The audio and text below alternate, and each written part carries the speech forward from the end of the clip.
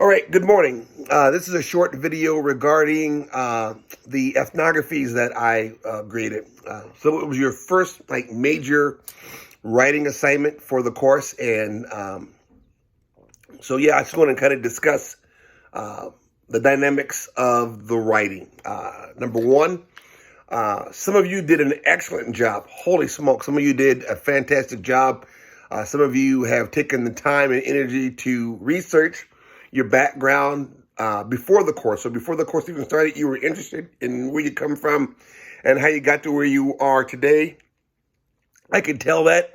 It also showed that some of you had no clue about your past, and you decided that this was going to be a time in which you were going to learn.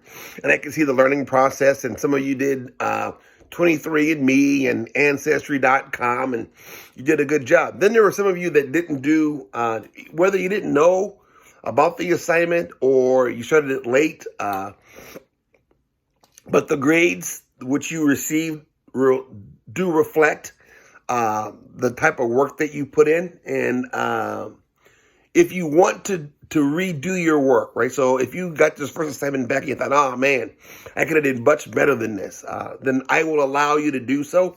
Just shoot me a text or an email saying, hey, I got my grade. I'm not okay with it.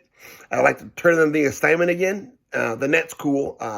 Pay attention to this right here. So if you're going to redo your assignment, here are 3 things that you need to have in your paper, right? And it's got to be laid out. And number 1, dates, right? And so the idea of saying I came from Canada, my grandparents came from Canada to California, from California to Minnesota, and not giving me dates of each of these locations. It's not an ethnography, right? An ethnography is a data story based upon your past, right? Number 2, it's got to be more than, a paragraph, right? So there are a couple of assignments that were just a paragraph. And so that was kind of, this is a college course, right? And so handing in a paragraph just on an acceptable, not acceptable paper, but it happens. But if you want to redo it, you can have at it. You can redo your paper. So first thing is data. Second thing is there needs to be a chronological order of the assignment, meaning that you need to go back as far as you possibly can to whoever it is, right? Your great-great-great-great-great-grandfather. You can pick both sides or one side.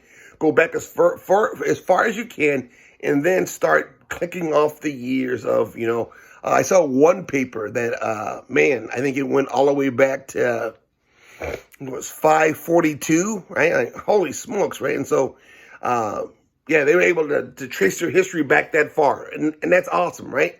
The idea of a great deal of African Americans who have the concept or the phenomena of slavery, meaning that you can't get past the East Coast, so be it. But make sure you can go back as far as you possibly can. And the last thing, it's got to be somewhat interesting because it's your story. So ethnographies are a little different because they're data-driven, but they're also very personal. And so as someone who's been writing ethnographies for a very, very long time, it's easy for someone like me to be, okay, here's the data, and here's the heart-wrenching pull strings of my story combined. For you, not so much. But again, overall, for the most part, a great deal of you did an excellent job. I was amazed. Some of you, I could tell that it was a struggle for you. Then there were some that I just thought, man, you didn't put a lot of effort into this. But again, I'm here to make sure that each and every one of you are successful. So, A, you get your paper back and you're like, oh, man, I enjoyed the grade. Or, man, I didn't like my grade. You can redo the paper, right? And so keeping in mind the things that I mentioned in this video, take care. God bless.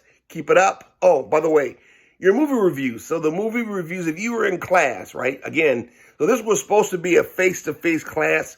At the very last minute, they changed it around for it to be online. I had no power over that, neither did you. So we have to work with what we have to work with. But we would end up watching movies in class, and then you'd write the papers. There are no, we're not meeting face to face.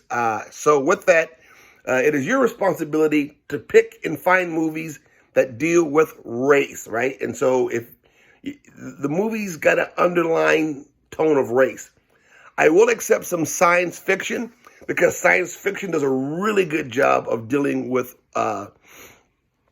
race, or some science fiction does. So a really good movie on race, there are two of them. One's called, I think it's Home on Netflix with Will Smith, and he plays a modern day cop, and he's got a partner who's an ogre. There's that. There's Alienation, which is also another good movie.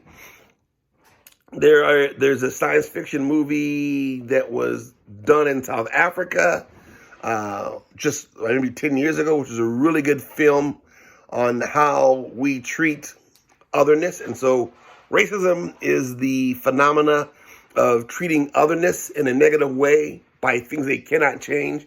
So if you get any questions on what you should and shouldn't watch, shoot me a text. Hey, Sean, I want to watch this film. I'll figure out what it, I'll go and YouTube it and do a review and say, yep, that's a good film, or no. Again, so there are books and movies that deal directly with racism. Like, there's 13th, there's The Green Book, there's All of Us, there are films, there's the film Detroit. There are oodles and oodles of films that you can pick from that will fit the bill. Look for my the next lecture here. It should be somewhere in the next couple of